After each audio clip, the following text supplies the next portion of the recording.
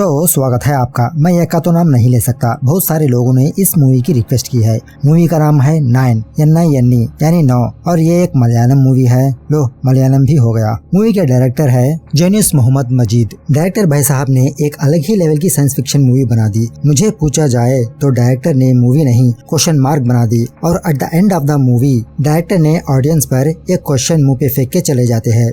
ऐसे थोड़ी होता है। इस मूवी का एक्सप्लेनेशन से ज्यादा इसका एंडिंग एक्सप्लेनेशन बहुत है। तो चलिए जल्द से जल्द मूवी को स्टार्ट कर देते हैं। और ऑफ कोर्स मूवी में बहुत सारे ट्विस्ट है जो आपका दिमाग हिला डालेगी। तो पहले इस मूवी का समरी देखते हैं। अल्बर्ट लिविस ये एक एस्ट्रोफिजिसिस्ट है, यानी पत्थरों को स्टडी करने वाला। अर्थ के पत्थर नहीं, स्पेस में पत्थर होते हैं ना, जिसे हम एस्ट्रॉइड कहते हैं। हाँ, वही पत्थर। कई मिलियन सालों बाद एक कॉमेट अर्थ से गुजरने वाला है। जिनको कॉमेट का मतलब नहीं पता वो लोग सुन लीजिए। ये comet is an ice solar system body that when passing close to the sun warms and begins to release gases, a process of called outgassing. This produces a visible atmosphere or a coma and sometimes it's a trail. These phenomena are due to effects of solar radiation and the solar radiation has other nuclear comet. तो इसे कहते हैं comet. अरे कुछ नहीं यार, shooting star को comet कहते हैं। वही हम टूटता हुआ तारा कहते हैं ना। तो उसे ही क्लोजली वॉच करने के लिए अल्बर्ट, उसका छोटा बेटा एडम और कुछ कोलिग्स हिमालयस जाते हैं। उसी दौरान अल्बर्ट को एक लड़की मिलती है जिसका नाम है एवा। तो थोड़ी स्टोरी चलने के बाद ये पता चलता है कि एवा एक एलियन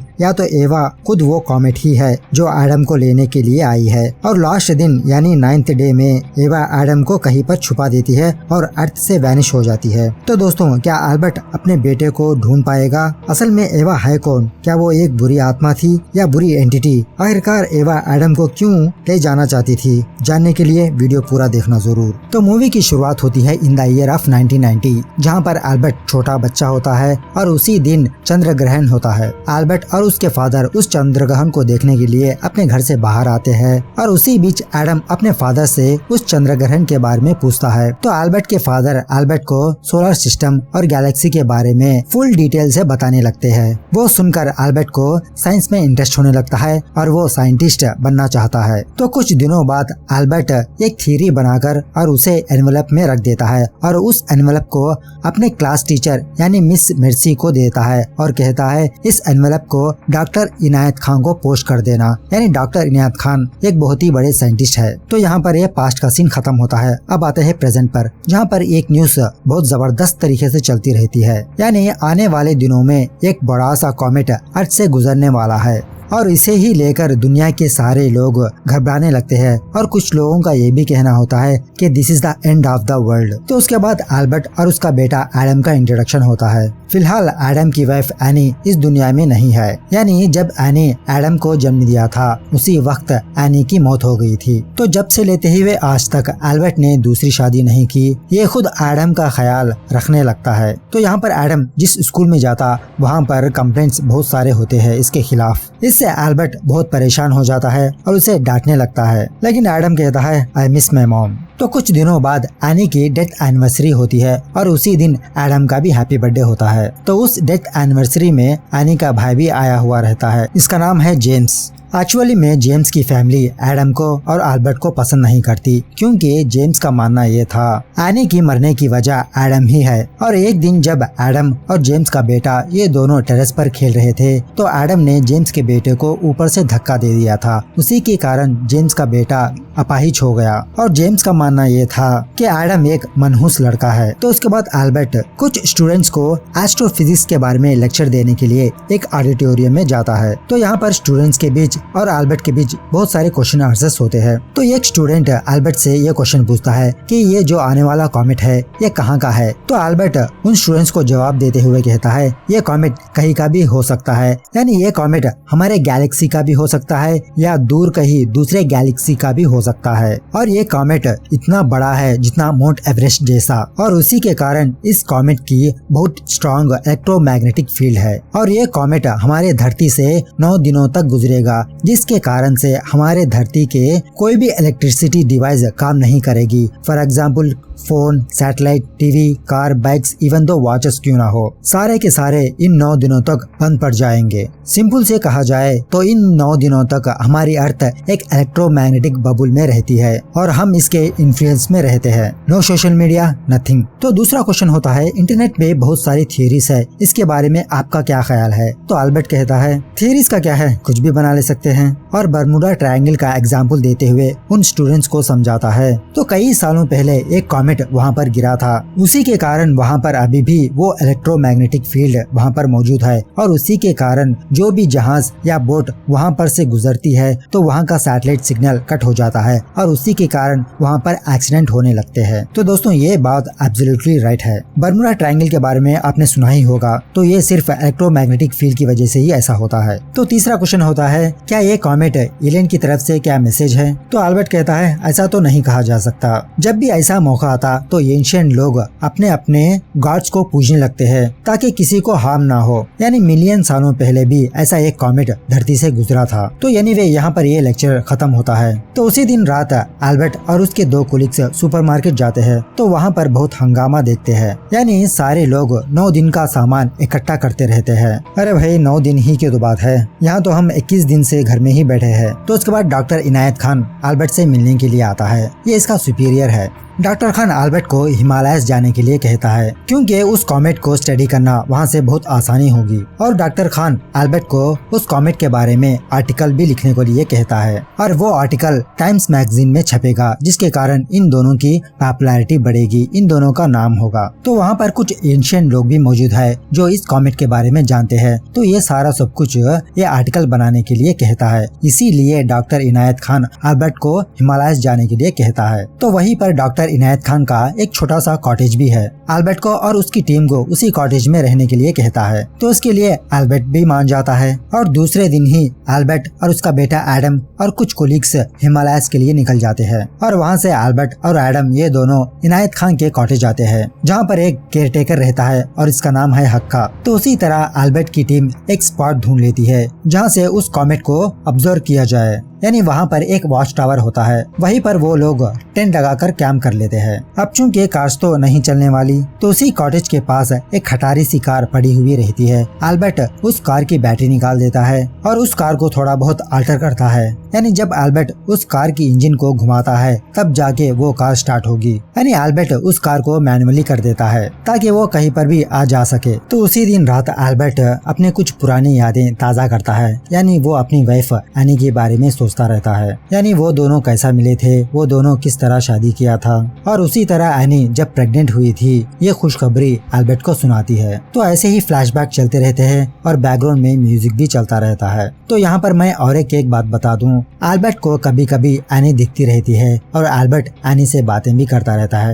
यानी इसका एक इल्यूजन रहता है वो। और फाइनली वो दिन आ ही जाता है जहाँ पर वो कॉमेट धरती से गुजरने वाला है और सारी की सारी दुनिया के लोग उस कॉमेट को अपने नेकड ऐसे देख रहे होते हैं। और उसी में अल्बर्ट अपनी वॉच को देखता है, वो वॉच चलती चलती रुक जाती है और ऐसे ही धीरे धीरे करते वर्ल्ड की सारी लाइट चली जाती है, वर्ल्ड की सारे के सारे सैटेलाइट्स बंद हो जाते हैं और सारी की सारी दुनिया लाइट ऑफ हो जाती है। विदाउट सोशल मीडिया ऐसा लगता है सारी की सारी ह्यूमैनिटी कई साल पीछे चली गई हो। No smartphones, no watches, no cars, no bikes, nothing at all. तो उसी में एक छोटा सा कॉमेट का टुकड़ा कहीं दूर पर जाके गिरता है। तो उसे ही देखने के लिए अल्बर्ट जंगलों में चला जाता है और इधर उधर ढूंढने लगता है कि तभी उसे जोर से आकर एक चीज टक्कर मार देती है। उसी के कारण अल्बर्ट वहीं पर बेहोश गिर जाता है। थोड़ी देर बाद अल्बर्ट को होश आता है तो अल्बर्ट इधर उधर देखने लगता है। तो अल्बर्ट को कहीं दूर पर एक लड़की दिखाई देती है जो वो भी बेहोश गिरी हुई रहती है। तो अल्बर्ट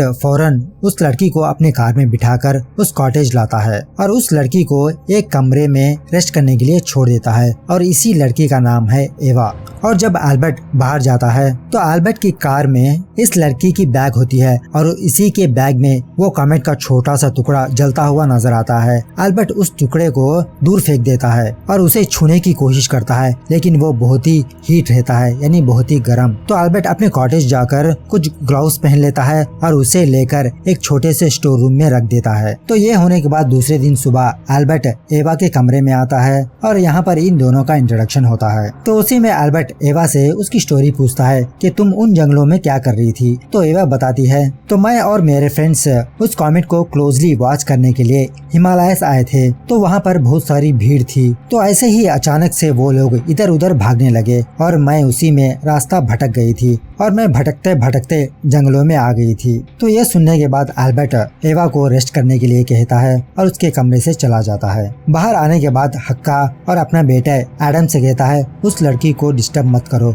मैं अभी बाहर जाके आया। क्योंकि एडम एक शरारती बच्चा था तो एल्बर्ट ने एडम को इसीलिए ऐसा कहा। तो वहाँ से एल्बर्ट उसी जगह पर जा पहुँचता है जहाँ पर वो कॉमेट इसको मिला था। तो एल्बर्ट ऐसे ही उस कॉमेट को इधर उधर ढूंढते रहता है कि तभी एल्बर्ट के सामने मोगली की माँ आ जाती है। उसे देखकर एल्बर्ट के पसीने छूटने लगते हैं और एल्बर्ट डर के मारे भागने लगता है। तो मोगली की माँ एल्बर्ट का पीछा करती है, लेकिन किसी भी तरह करके वो बच निकलता है और वो अपने कॉटेज आ पहुँचता है। तो इसी दरमियान में यहाँ पर एडम और एवा का इन दोनों का अच्छी दोस्ती हो जाती है और एडम एवा के साथ हंसी खुशी खेलने लगता है। ये देखकर एल्बर्ट हक्का से पूछता है एडम ने इतना जल्दी इसको दोस्त कैसे बना लिया। वो सुनने के बाद हक्का कहता है ये सिर्फ आसमान में उस लाली रहने तक है साहब, जब वो लाली चली जाएगी तो सब कुछ फिर पहले जैसा हो जाएगा। बहुत अजीब सा आंसर दिया है ना हक्का ने। उसके बाद एल्बर्ट उस कॉमेट को देखने के लिए जाता है। तो उस कॉमेट की गर्मी की वजह से उस लकड़ी में होल बनने लगता है, यानी वो कॉमेट अभी भी ठंडा नहीं हुआ। तो उसी दिन रात एवा हक्का से कहती है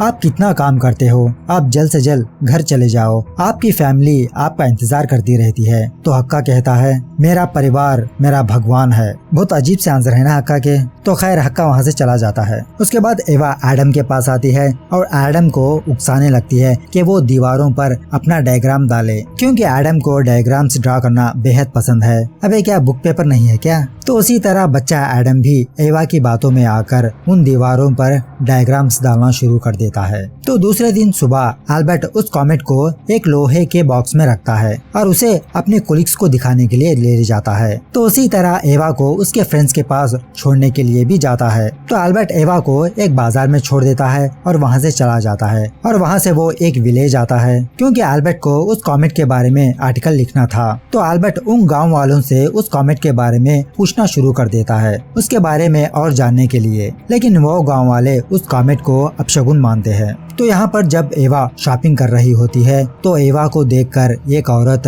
इसे कहती है क्यों आई हो यहाँ पर, चली जाओ यहाँ से। तो एवा अपनी आंखें लाल कर कर उस औरत से कहती है तुम जानती हो ना मैं क्यों आई हूँ, अगर मैं चाहूँ तो तुमको तुम्हारी अंगूठियाँ बचा नहीं पाएंगी। ये कहने के बाद एवा कुछ कपड़े लेकर उस शॉप से बाहर आती है कि तभी इसको फिर एल्बर्ट दिख जाता है। तो एल्बर्ट एवा से पूछता है क्या तुम अभी भी नहीं गई। तो एवा कहती है मुझे अभी भी पता चला कि मेरे फ्रेंड्स काजा में है, तो खैर कोई बात नहीं, मैं किसी भी तरह करके वहाँ पर पहुँच जाऊंगी। लेकिन एल्बर्ट एवा को काजा छोड़ने के लिए जाता है। तो कुछ दूर आने के बाद ये पता चलता है कि वहाँ की ब्रिज कल रात ही टूट गई थी, पता नहीं कैसे। तो इस ब्रिज को रेडी करने में थोड़े दिन लग जाएंगे और यही एक रास्ता है जो उस पार जाने का और वहाँ से लोग इस तरफ आने का। तो एल्बर्ट एवा से कहता है जब तक ये ब्रिज रेडी हो जाएगी तब तक तुम मेरे कॉटेज में आके रह सकती हो। तो एवा भी इसके लिए मान जाती है, अब चूंकि इसके पास कोई रास्ता नहीं है। तो उसी तरह रात ढल जाती है। तो ये दोनों यानी एल्बर्ट और एवा उस कॉटेज आते हैं और एडम एवा को देखकर बहुत खुश होता है,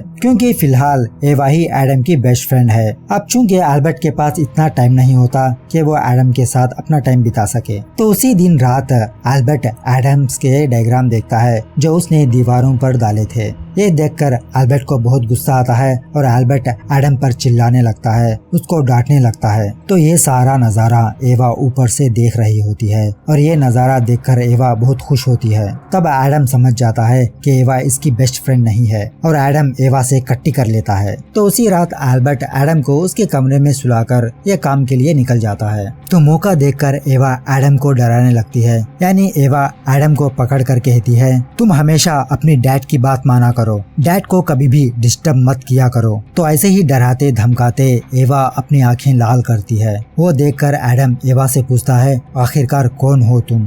तो एवा अपने हाथ से उस कॉमेट को निकाल कर कहती है छोटे बच्चे ऐसे सवाल नहीं किया करते, जाओ तुम्हारे कमरे में जाके सो जाओ।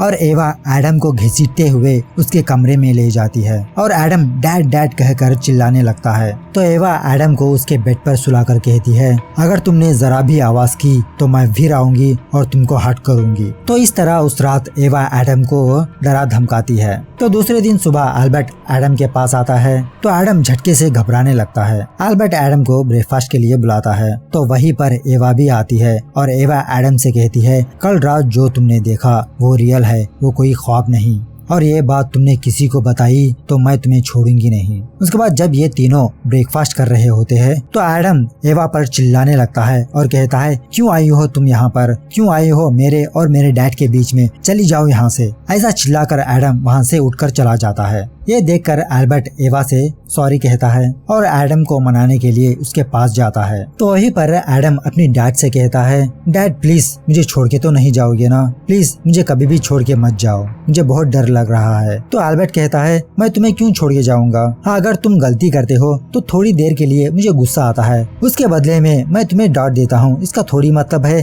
कि मैं तुम्हें छोड़ के चला जाऊंगा। तो उसी तरह एल्बर्ट अपने बेटे का मन बहलाने के लिए वो कैंप ले जाता है और यहाँ पर दिव्या, संदीप और 2 कोलीग रहते हैं। तो वहीं पर एडम दिव्या से कुछ बातें करता रहता है। तो इन दोनों को एल्बर्ट ऊपर से ऑब्जर्व करता है। उसके बाद एल्बर्ट को कुछ काम होने की वजह से एडम को हक्का के साथ भेज देता है। एडम जाने के बाद दिव्या एल्बर्ट से कहती है, सर आप ज्यादा से ज्यादा एडम के पास टाइम बिताया करो, वो पता नहीं अकेला फील हो रहा है। ये बातें सुनकर एल्बर्ट दिव्या से कहता है, अब क्या तुम मुझे सिखाओगी कि मेरे बेटे को कैसा बड़ा करना है, तुम सिर्फ एक कोलीग हो, कोलीग की तरह ही रहो। तो फिर दिव्या एल्बर्ट से कहती है, वो लड़की कौन है जो एडम बात कर रहा था।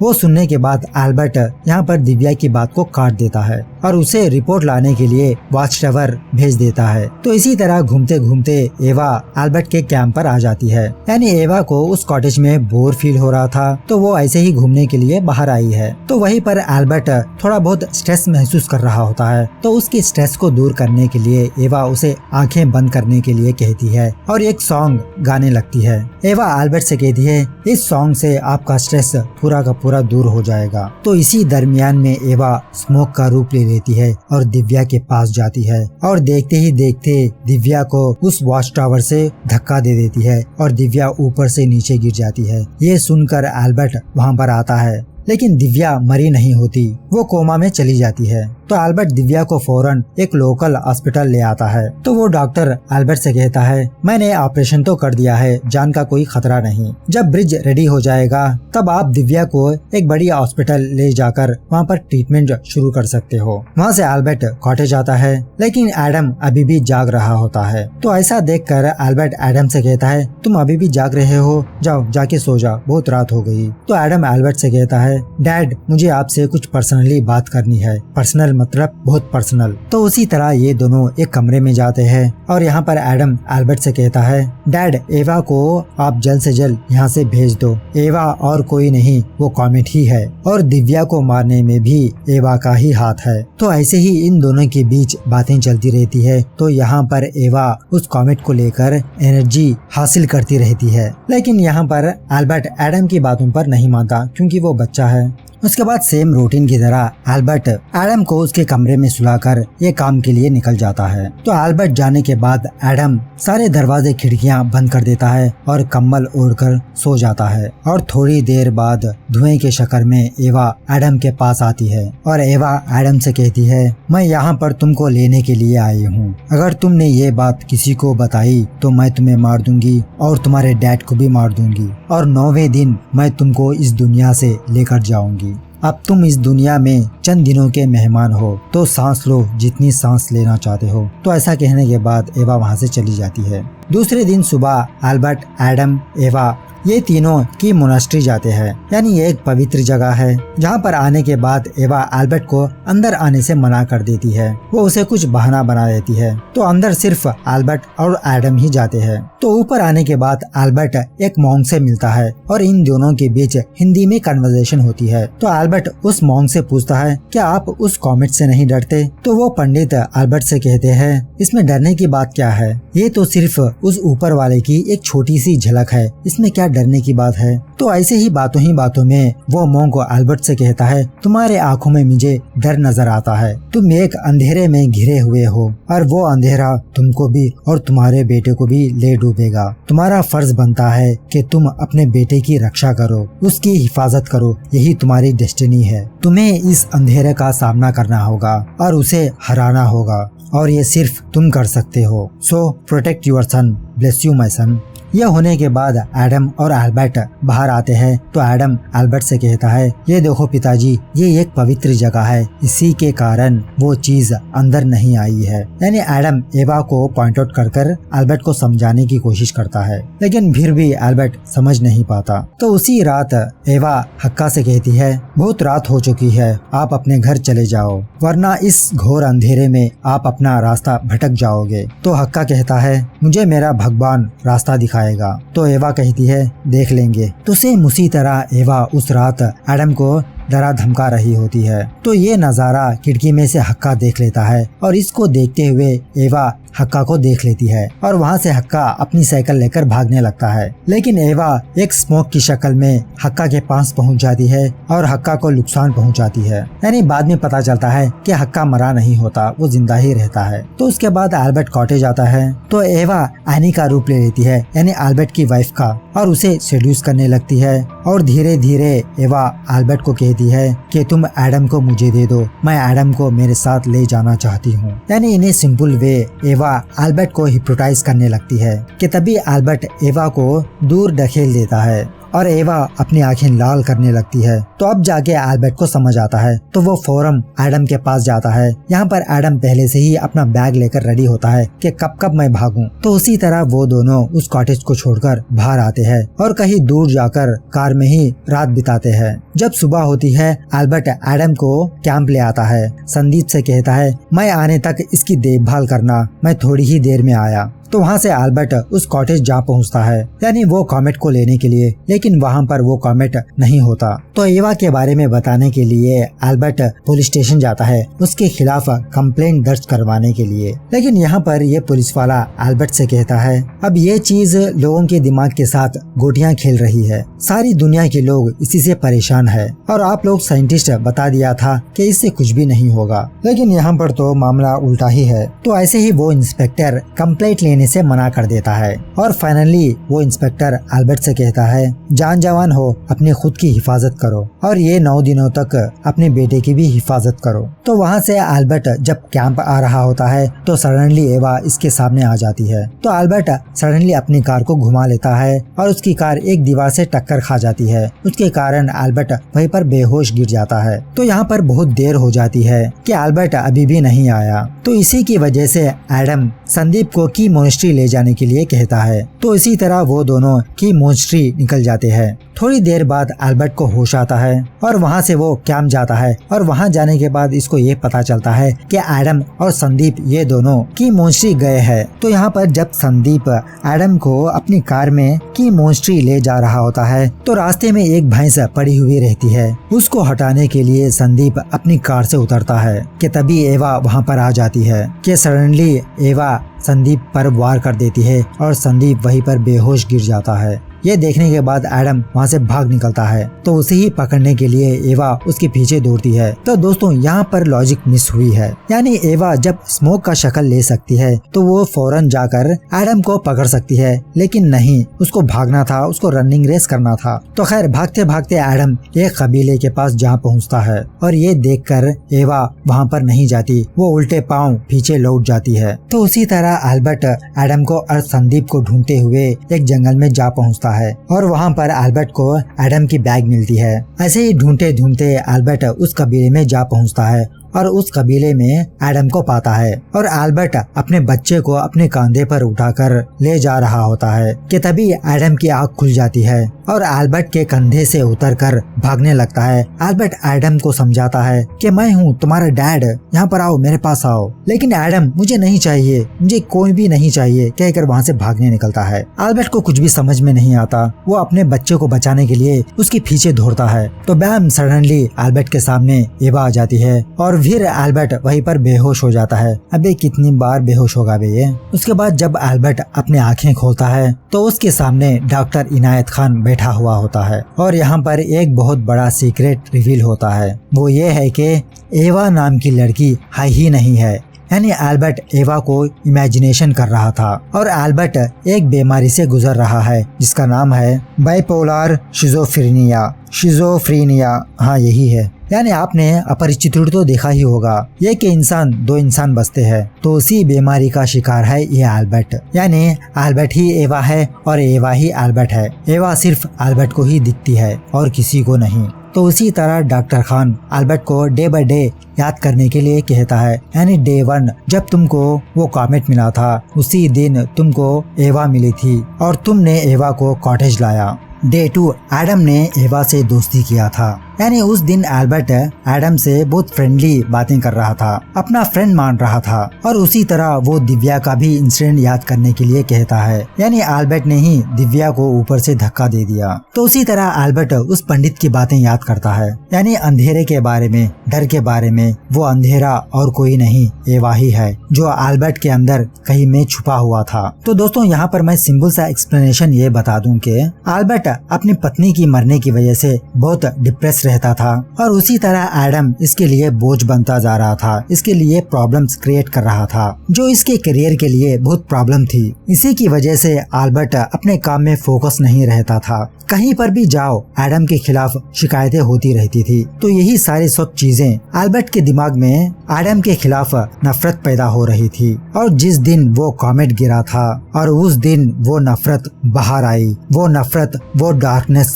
एक रूप ले लिया, उसी का रूप है एवा। ये सारा सब कुछ सुनने के बाद एल्बर्ट डॉक्टर खान से कहता है, मैं नहीं मानता आपकी बात, मैंने खुद अपनी आंखों से एवा को देखा है, वो कैसे मेरा हेलुसिनेशन हो सकती है, दिस इज इम्पॉसिबल। तो उसी में डॉक्टर खान एल्बर्ट से कहता है, जो भी हो सच तो यही है और ये प्रूव करने के लिए तुमको तुम्हारे बेटे को ढूंढना होगा और तुम्हारा बेटा कहाँ है ये सिर्फ तुम जानते हो, यानी एवा जानती है। एवा ने तुम्हारे बेटे को कहीं पर छुपा दिया है। एल्बर्ट तुम्हारे अंदर के एवा को निकालो और जल्द से जल्द तुम अपने बच्चे को ढूंढो वरना बहुत देर हो जाएगी, तुम्हारे पास सिर्फ एक दिन का वक्त है। तो एल्बर्ट को कुछ भी समझ में नहीं आता। ये कंफर्म करने के लिए एल्बर्ट फिर उस मोंक के पास जाता है और उस मोंक से ये क्वेश्चंस पूछता है। तो वो मोंक एल्बर्ट से कहता है, तुम्हारी कहानी तुम खुद लिख रहे हो, अगर तुमको यकीन है कि एवा सच में है तो उसे ढूंढ निकालो और उसके जरिए से तुम अपने बेटे तक पहुंच पाओगे। अगर तुमको ये लगता है कि एवा तुम्हारे अंदर ही है तो तुम्हारे अंदर के एवा को बाहर निकालो और ये काम सिर्फ तुम ही कर सकते हो। जाओ जल्द से जल्द तुम्हारे बेटे को ढूंढो वरना बहुत देर हो जाएगी। तो भाई साहब ये पंडित भी सही से आंसर नहीं दिया। तो उसी तरह जब एल्बर्ट अपने बेटे को ढूंढने के लिए जाता है तो रास्ते में वो कबीले वाले एल्बर्ट को रोक लेते हैं और यहाँ पर कुछ हाथापाई होती है, फाइटिंग वगैरह होती है और एल्बर्ट उन लोगों से गिड़गिड़ा कर कहता है, प्लीज मुझे जाने दो, मुझे मेरे बच्चे को ढूंढना है, मैं क्यों खुद मेरे बच्चे को मारूंगा। तो उसी तरह वो लोग एल्बर्ट को छोड़ देते हैं। तो वहाँ से एल्बर्ट उसी स्पॉट, उसी जंगल में आता है। तो वहीं पर फिर मोगली की माँ दिखती है। तो इस बार एल्बर्ट मोगली की माँ को देखकर डरता नहीं। सिंपल से बताया जाए तो मोगली की माँ और कुछ नहीं एल्बर्ट का डर है और इस बार एल्बर्ट अपने डर को जीत लेता है। वो कहते हैं ना, डर के आगे जीत है। तो एल्बर्ट को आगे बढ़ता हुआ देखकर मोगली की माँ अपने कदम पीछे लेती है और वहाँ से भाग निकलती है। थोड़ी देर बाद एवा एल्बर्ट के सामने आती है और एल्बर्ट से कहती है, तुम इतना जल्दी एवा को भूल गए। तो उसके बाद यहाँ पर ये बात रिवील होती है, एवा की फेस और किसी की नहीं, खुद एल्बर्ट की टीचर की थी। यानी ये सीन आपको याद ही होगा मूवी के स्टार्टिंग में, जहाँ पर एल्बर्ट ने मिसेस मर्सी को एक एनवेलप दिया था डॉक्टर इनायत खान को पोस्ट करने के लिए। तो मिसेस मर्सी की ही फेस एल्बर्ट के दिमाग में छप गई थी और उसी का रूप है एवा। लेकिन फिर भी एल्बर्ट नहीं मानता। एल्बर्ट एवा से पूछता है, प्लीज मेरे बच्चे को मुझे लौटा दो, तुमने उसको कहाँ पर छुपाया है, मैं मेरे बेटे से बहुत प्यार करता हूँ, बहुत मतलब बहुत प्यार, मैं उसे खोना नहीं चाहता, अगर वो मर गया तो मैं भी खुद मर जाऊंगा, इतना प्यार करता हूँ मैं उससे। तो ये बातें सुनकर एवा एल्बर्ट को एक छोटा सा मैसेज देती है। यानी इंसान की ताकत ही यही है लव, अफेक्शन, ह्यूमैनिटी, ये सारे सब कुछ इंसानों में है और इसी के बलबूते पर इंसान बनता है। जब ये चीजें इंसान में नहीं रहेगी तो ये इंसान नहीं कहलाएगा, वो एक दरिंदा कहलाता है। तो सिंपल से बताया जाए तो यहाँ पर एल्बर्ट अपने बेटे को प्यार को जताने लगता है। ऐसा कहने के बाद एवा धरती से वैनिश हो जाती है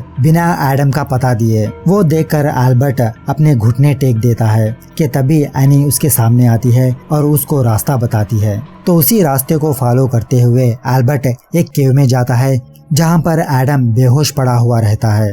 तो एल्बर्ट अपने बेटे को बाहर लाता है और उससे बहुत सारे किस्से करने लगता है और उसे जगाने लगता है कि तभी एडम भी जग जाता है और वहाँ से वो दोनों अपने कैंप के पास जाते हैं। और यहाँ पर ये 9th डे खत्म हो चुका है और धीरे धीरे सारी दुनिया की लाइट्स ऑन हो रही होती है, सारे के सारे सैटेलाइट्स काम करना शुरू हो जाते हैं। तो यहीं पर एल्बर्ट एडम से एक क्वेश्चन पूछता है, एडम अब तुम ही बता सकते हो क्या एवा रियल है या तो वो मेरा इल्यूजन। तो बैम यहाँ पर ये मूवी खत्म होती है। थोड़े क्रेडिट्स के बाद हमको ये केव दिखाया जाता है जहाँ पर एंशिएंट लोगों के पेंटिंग होती है। यानी ये एंशिएंट लोग कई सालों पहले प्रेडिक्शन लगा चुके थे कि एक दिन वो रेड कॉमेट धरती पर आएगा और वो एंशिएंट लोग उस रेड कॉमेट को एक लेडी का रूप दिए थे और इसे भगाने के लिए वो लोग पूजा पाठ भी करते हैं ताकि इंसानों को नुकसान ना पहुंचे। और यहाँ पर ये मूवी दी एंड होती है। तो दोस्तों अब आते हैं इसके एंडिंग की तरफ। क्या एवा रियल है या तो इल्यूजन? आपके मन में भी यही क्वेश्चन है ना? तो पहले एवा नहीं है, इसके सबूत देखते हैं चलिए। जब एनी एल्बर्ट को उसकी प्रेगनेंसी की खबर सुनाती है तो तब एल्बर्ट उतना खुश नजर नहीं आता जितना एनी थी। एल्बर्ट एनी से कहना चाहता था कि उसे वो बच्चा अभी नहीं चाहिए, लेकिन एनी की खुशी देखकर एल्बर्ट एनी को कुछ भी नहीं कहता। लेकिन अनफॉर्चुनेटली बर्थ के वक्त एनी की मौत हो जाती है। ये बात आप थोड़ा दिमाग में रखिए। तो दूसरा पॉइंट है एवा की शक्ल, यानी उसकी शक्ल उसकी टीचर की है और वही फेस एल्बर्ट के दिमाग में बस चुकी थी। और जब एवा का जन्म हुआ था एल्बर्ट ने अपनी टीचर की फेस को इमेजिन कर लिया था। तो इसी तरह तीसरी पॉइंट है ये सीन, यानी जब एल्बर्ट और एवा ये दोनों ब्रिज टूटने की वजह से फिर कॉटेज वापस आ जाते हैं। तो ये सीन देखिए, यहाँ पर एल्बर्ट नहीं होता, यहाँ पे सिर्फ एवा होती है और एडम एवा को देखकर बहुत खुश होता है। तो उसी तरह चौथी पॉइंट जहाँ पर एडम ने दिव्या को सारा सब कुछ सच बता दिया था, तो उसी के कारण दिव्या एवा से मिलने के लिए एल्बर्ट से कहती है। लेकिन यहाँ पर एल्बर्ट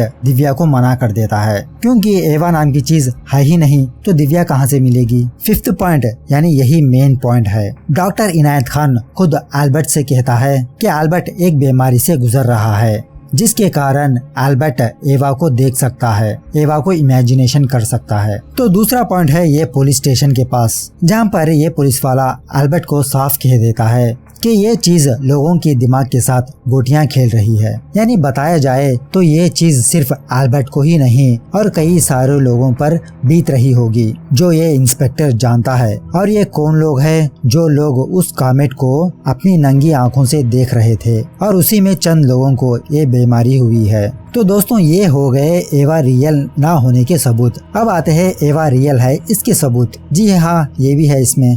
तो पहला पॉइंट है ये सीन जहाँ पर एडम और एवा ये दोनों खेल रहे थे। तो ये नजारा एल्बर्ट और हक्का देख रहे थे। अगर एवा की प्लेस में एल्बर्ट होता तो हक्का के पास कौन होना चाहिए? कोई भी नहीं ना। लेकिन इस सीन में एवा को दिखाया जाता है एडम के साथ। तो दूसरा पॉइंट है इस बाजार में जहाँ पर ये औरत एवा को कहती है, क्यों आई हो तुम यहाँ पर, चली जाओ तुम यहाँ से।